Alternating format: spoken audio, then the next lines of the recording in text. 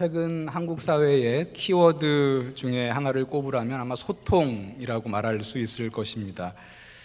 부모와 자식 간의 관계, 또 회사의 상사와 또 부하 직원과의 관계, 또 대통령과 국민과의 관계에서 이 소통의 중요성이 날로 커지고 있습니다.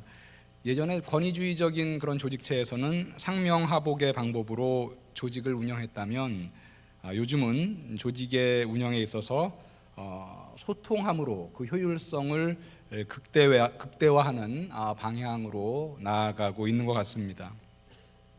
이 소통의 중요한 방법은 대화입니다. 그래서 요즘은 대화의 기술이 강조되고 또 효과적인 커뮤니케이션에 관한 책도 많이 나오고 또 연구도 많이 진행되고 있고 커뮤니케이션에 관련된 학과도 늘어나는 것 같습니다. 연애할 때는 어떻게 대화해야지 성공적인 연애를 할 수 있을까? 면접을 볼 때는 면접관에게 어떻게 대답해야 할까? 직장 상사와 대화할 때 피해야 할 말들은 어떤 것들이 있을까? 우리 그리스도인들은 이 세상의 여러 삶의 자리에서 살아갈 때 잘 소통해야 하고 또 지혜롭게 대화해야 합니다.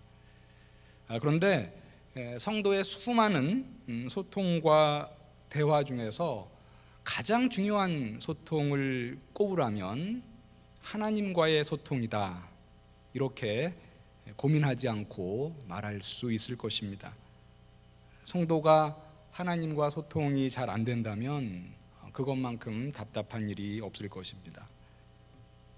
성도가 하나님과 소통하는 중요한 채널은 기도입니다.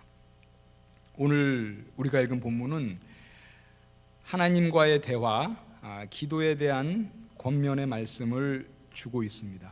이 말씀을 통해서 우리 각자의 기도 생활을 돌아보고 또 말씀의 권면대로 기도하는 성도님들이 다 되시기를 바랍니다. 이 시간에는 우리 본문 18절부터 20절에 기록된 기도에 관한 권면을 5가지로 말씀을 드리도록 하겠습니다. 첫 번째는요, 기도할 때에 항상 성령 안에서 기도하라, 이렇게 말씀하고 있습니다. 우리 18절 같이 볼까요? 모든 기도와 간구를 하되 항상 성령 안에서 기도하고.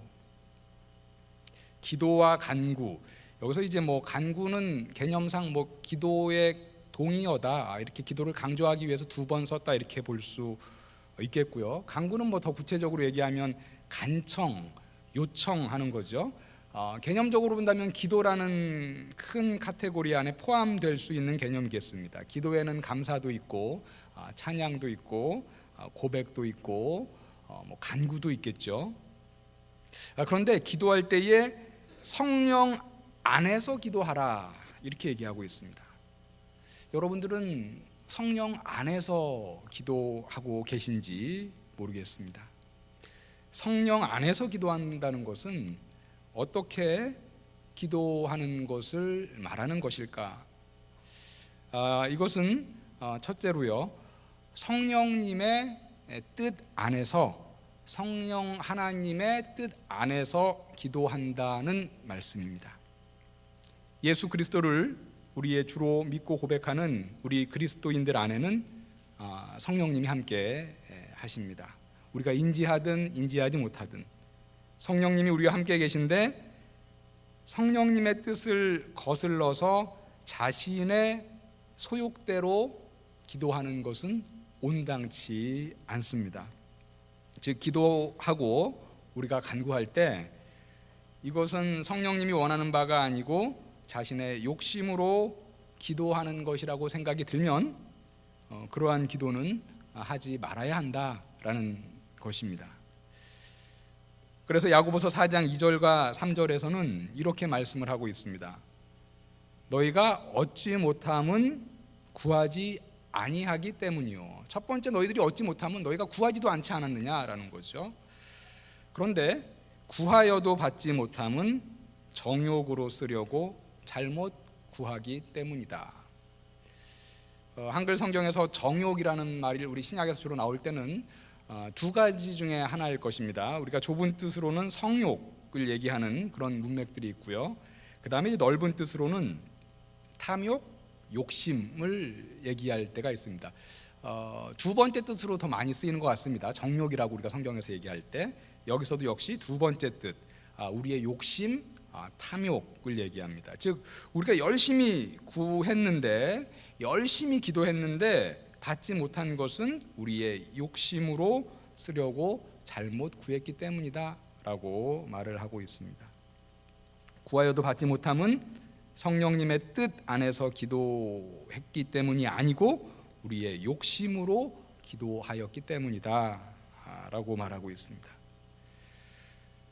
성령님의 뜻 안에서 기도해야 라고 한다면 우리가 성령님의 뜻을 어떻게 할 수 있을까? 그 다음 질문이 될 것입니다. 성령께서 생각나게 하시는 하나님의 말씀으로 우리는 성령님의 뜻을 확인할 수 있습니다. 성령님도 인격체시고 우리도 인격체이기 때문에 우리가 기도할 때에 또 우리가 이것이 정말 하나님의 뜻인지 물을 때에 하나님께서 우리에게 응답하시는 가장 확실한 그런 방법 중에 하나는 바로 하나님의 말씀으로 응답하신다라는 거죠. 그래서 우리가 성령 안에서 기도한다, 성령님의 뜻 안에서 기도한다, 그렇게 기도하기 위해서는 우리가 하나님의 말씀으로 충만해져야 하겠습니다. 누가 부모님의 뜻을 잘 알 수 있을까요? 부모님의 말씀을 자주 많이 들은 자식이 잘 알 수 있을 것입니다. 누가, 어떤 학생이 선생님의 뜻을 잘 알 수 있을까요? 선생님의 말씀을 집중하여 많이 듣고, 또 그래서 이 상황에서 선생님이라면 분명히 이렇게 하셨을 것이다 라고 생각할 수 있는 그런 학생이 선생님의 뜻을 잘 알 수 있듯이, 성령님의 뜻을 누가 잘 알 수 있을까? 그것은 바로 우리가 하나님의 말씀을 자주 듣고 읽고 묵상한 사람이 잘 알 수 있다라는 단순한 진리라는 것입니다.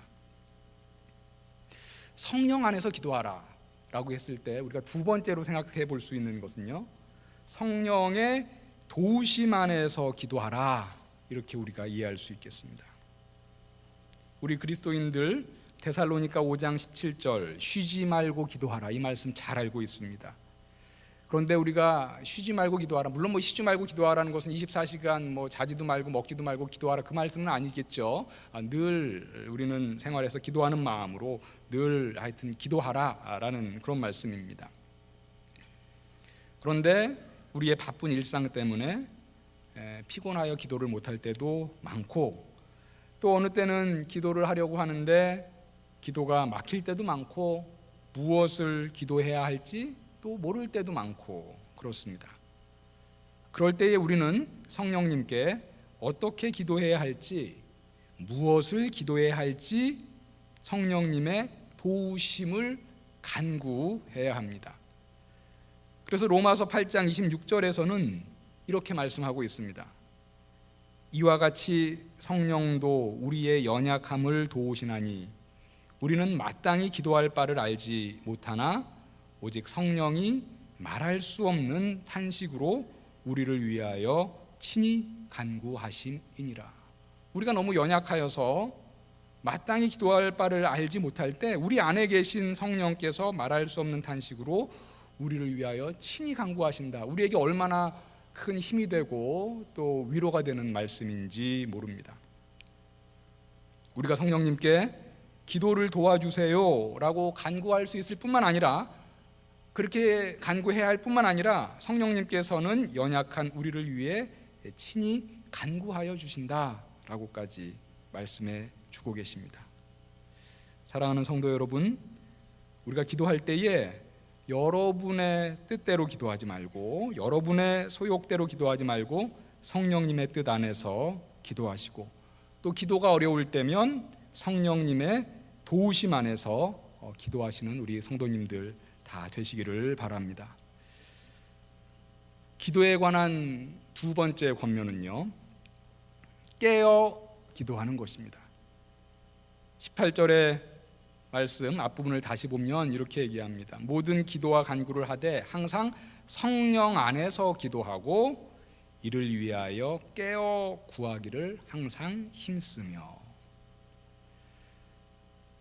이는 우리가 늘 기도하기 위해서 어떻게 해야 하느냐에 대한 권면으로서 영적으로 깨어 있어야지 기도할 수 있다라는 말씀입니다. 영적으로 정신 바짝 차리지 않고 둔해져 있으면 기도하기가 어렵습니다. 여러분들 다 경험해 보셨을 겁니다. 내가 예전엔 안 그랬는데 요즘은 참 나의 기도 생활이 드라이해졌네. 영적으로 상당히 둔감해져 있을 확률이 많습니다. 그 영적인 둔감함에 대해서요, 제가 성경을 보니까 누가복음 21장 34절부터 36절에서는 이런 말씀이 있습니다. 우리가 어느 때 영적으로 둔감해질 수 있나? 제가 한번 읽어보겠습니다. 너희는 스스로 조심하라. 그렇지 않으면 방탕함과 술 취함과 생활의 염려로 마음이 둔하여지고, 이렇게 얘기합니다. 보니까는 방탕할 때 우리의 생활이 상당히 방탕하고 술 취하고 그리고 상당히 생활의 염려, 세상 염려로 그냥 가득 차 있을 때 마음이 둔하여진다, 이렇게 얘기를 하고 있습니다. 생활의 염려로 마음이 둔하여지고 뜻밖의 그날, 여기서 이제 그날은 마지막 날인데요, 그날이 덕과 같이 너희에게 임하리라. 이 날은 온 지구상에 거하는 모든 사람에게 임하리라. 이러므로 너희는 장차 올 이 모든 일을 능히 피하고 인자 앞에 서도록 항상 기도하며 깨어 있으라 하시니라. 우리가 영적으로 언제 둔감해지느냐? 우리가 방탕하고 술 취하고 세상 염려로 가득 찰 때 우리는 둔감해진다. 우리는 그 반대로 살아야 되겠죠. 방탕하고 술 취한 삶이 아니라 절제되고 단정한 삶을 살아서 영적으로 깨어 있어야 합니다. 세상 염려로 가득 차서 영적으로 둔해져 있는 삶을 살지 말고 세상을 주관하시는 하나님을 바라보며 영적으로 깨어 있어야 한다는 것입니다. 여러분들 여기서 이 자리에 앉아 계신 분들 중에서 저는 세상 염려 하나도 없어요 하는 분 있다면 손 들지 마시고요, 그냥 마음속으로 나는 염려 하나도 없는데 그렇게 얘기 한번 해보세요. 저는 염려가 있을까요, 없을까요? 제가 염려 한 몇 가지 정도 있을 것 같습니까, 여러분들? 제가 이제 큰 염려만 해도 제가 꼽아보니까 한 5가지는 되는 것 같아요. 염려 없는 사람 아마 거의 없을 것이다, 이렇게 생각이 됩니다. 그런데 성경에 보니까 우리가 세상 염려에 그냥 몰입이 되면 영적으로 둔해진다, 이렇게 얘기하고 있습니다. 염려 없는 사람 없어요. 가족에 대한 염려도 있고, 뭐 여러분들 우리 특히 청년들은 진로에 대한 염려, 또 뭐 결혼 이런 것에 대한 염려, 뭐 여러 가지 우리 염려들이 많이 있지만 우리가 그 염려거리만 바라보는 것이 아니라 이 세상을 주관하시는 하나님을 바라보면서 영적으로 둔해지면 안 되고 영적으로 깨어 있어야 한다라는 것입니다. 그런데 지금 우리가 방금 전에 읽은 그 누가복음 21장 36절과요 오늘 본문 6장 18절을 같이 보면 이 영적으로 깨어 있는 것과 기도하는 것은 상당히 흥미로운 관계에 있는 것을 우리가 볼 수 있습니다. 에베소서 6장 18절에서 이렇게 얘기했죠. 깨어서 기도하라, 이렇게 말을 했는데 누가복음 21장 36절에서는 기도하며 깨어 있으라, 이렇게 얘기합니다. 너희는 장차 올 이 모든 일을 능히 피하고 인자 앞에 서도록 항상 기도하며 깨어 있으라 하시니라. 즉 깨어 있는 것과 기도하는 것은요 상호적인 아주 밀접한 관계가 있다라는 것입니다. 우리가 기도를 잘 하려면 영적으로 깨어 있어야 하고 또 기도해야지 영적으로 깨어 있을 수 있다라는 말씀입니다. 다시 말하면 영적으로 깨어 있지 않으면 기도하기가 어렵고요, 기도하지 않으면 영적으로 깨어 있는 삶을 살기가 어렵다, 이렇게 아주 상호적인 밀접한 관계에 있습니다. 그래서 사실은 우리의 기도는 우리의 영적인 상태를 가늠하는 하나의 이제 표지라고 말할 수 있습니다. 여러분의 기도 생활은 어떻습니까? 기도하는 시간이 줄고 나의 기도가 점점 형식적이 되어 간다면 그것은 사실은 점점 영적으로 둔감해지는 그런 사인일 수도 있습니다. 늘 깨어서 기도하시고 또 기도함으로 늘 깨어있는 우리 성도님들 다 되시기를 축원합니다. 오늘 본문이 말하는 기도에 관한 세 번째 권면은 인내로 기도하라 라는 것입니다. 에베소 6장 18절에 보면 인내라는 말이 나오지 않습니다. 우리 개역개정 성경에서는 항상 힘쓰며 이렇게 얘기를 번역을 했는데 이것에 해당하는 사실 헬라어는 인내를 의미하는 이제 헬라어입니다. 프로스카르테레시스라는 좀 긴 헬라어인데요. 다른 성경에서 주로 이제 페이션스, 인내로 많이 번역을 합니다. 초대교회 교부 신학자로 잘 알려진 어거스틴이라는 교부가 있었죠. 그의 뒤에는 어머니 모니카의 인내의 기도가 있었습니다. 어거스틴은 젊은 시절에 아주 방탕한 삶을 살면서 허송세월을 했습니다.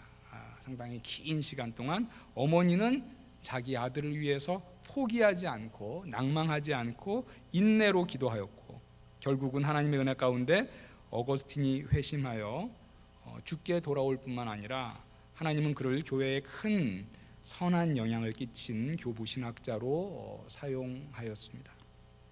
그래서 우리가 속한 그 장로교회에서 우리 어떤 신학의 어떤 그 역사적인 이렇게 뿌리를 이렇게 쭉 찾을 때요, 예수 그리스도, 그 다음에 바울, 어거스틴, 칼빈 뭐 이런 중요한 인물들을 우리가 중요한 이제 매듭에 넣는데 그 중에 한 명이 이제 어거스틴이라는 그런 위대한 인물이죠. 어머님의 포기하지 않는 인내의 기도가 어거스틴 바로 그 삶의 뒤에 있었다라는 것입니다. 우리가 기도하고 있는 기도 제목 중에는 단기적인 기도 제목도 있고 장기적인 기도 제목도 있습니다. 예컨대 가족의 질병의 치유, 이 질병은 뭐 한두 달 안에 낫는 그런 게 아니라 상당히 오랫동안 가야 되는 질병이 있다면 우리가 장기적으로 기도해야 되겠죠. 아직까지 내가 사랑하는 가족이 주님을 영접하지 못했다, 포기하지 않고 사실 우리가 인내로 기도해야 되겠습니다. 민족적으로 본다면 통일과 같은 그런 우리의 기도 제목, 장기적인 기도 제목입니다. 우리가 이러한 장기적인 기도 제목을 할 때 성경에서는 너희들 인내하라, 낭망하지 말고 포기하지 말고 인내로 기도하라 이렇게 말을 하고 있습니다. 기도에 관한 오늘 말씀의 권면 세 번째, 많이 기도했는데 아직까지 하나님의 응답이 보여지지 않는 것 같다 할지라도 인내하고 기도하라 라는 것입니다. 네 번째, 바울은 여러 성도를 위하여 기도할 것을 권면합니다. 18절 마지막 부분에 보면 이렇게 얘기하죠. 여러 성도를 위하여 구하라. 여러분들은 나와 나의 가족 이외에 성도들을 위하여 얼마나 기도하고 계십니까? 바울은 육적인 가족뿐만 아니라 영적인 가족, 성도를 위하여 기도하라고 말씀하고 있습니다.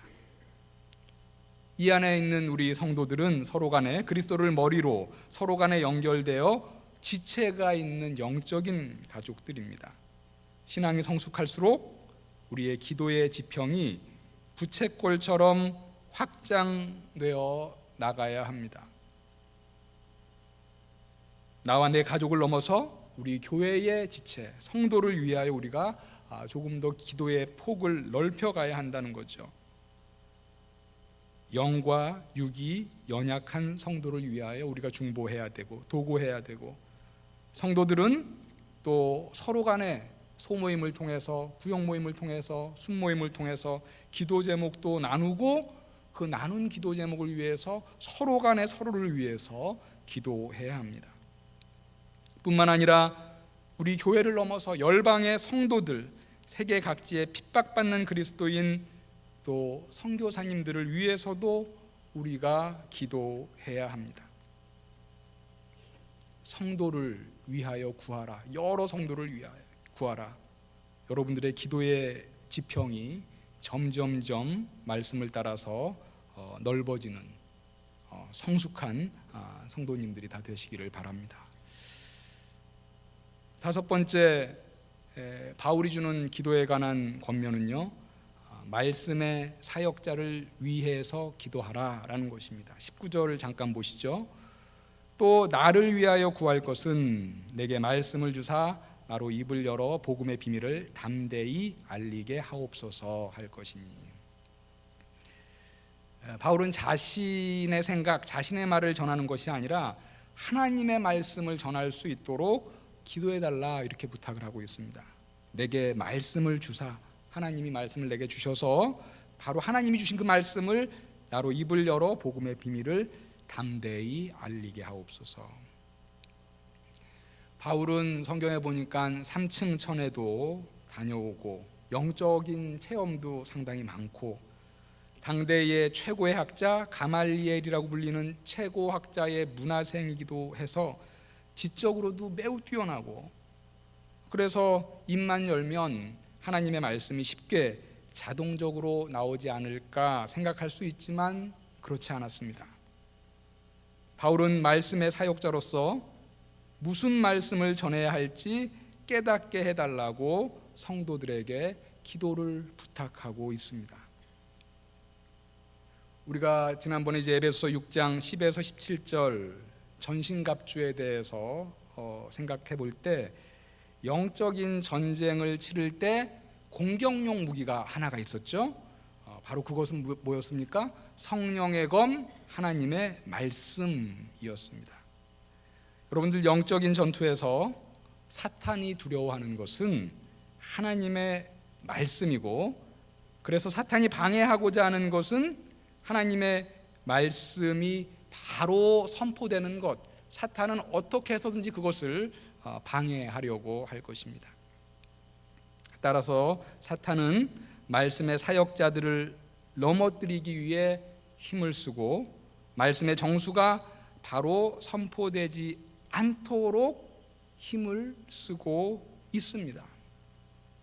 그런 의미에서 볼 때 말씀의 사역자들은 영적인 전투의 최전선에서 싸우는 자들이다, 이렇게 우리가 생각할 수 있습니다. 그렇기 때문에 성도들은 말씀의 사역자들을 위해서 기도해야 합니다. 바울이 에베소 성도들에게 부탁했듯이 성도님들에게 저도 부탁을 합니다. 우리 교회의 말씀의 사역자들, 우리 김종준 담임 목사님을 비롯해서 많은 목사님들, 또 우리 청년부, 저와 우리 장 목사님, 또 여러분들 섬기는 그 부서의 강도사님, 전도사님들, 이러한 말씀의 사역자들을 위해서 여러분들 기도해 주시기를 부탁을 드립니다. 하나님이 그러한 말씀의 사역자들에게 전할 말씀을 주시고 입을 열어서 복음의 신비를 담대하게 정확하게 선포할 수 있도록 기도해 주시기를 바랍니다. 목회자로서 목회를 할 때 개인적으로 여러 가지 부담이 있습니다.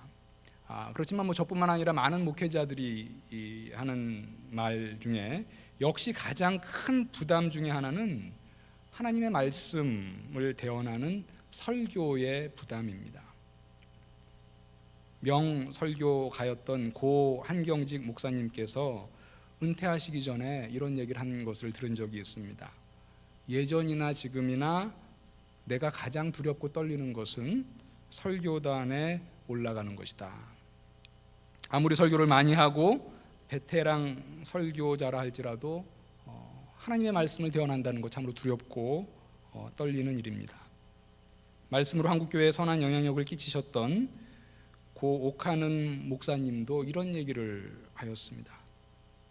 목회자에게 설교는 십자가다.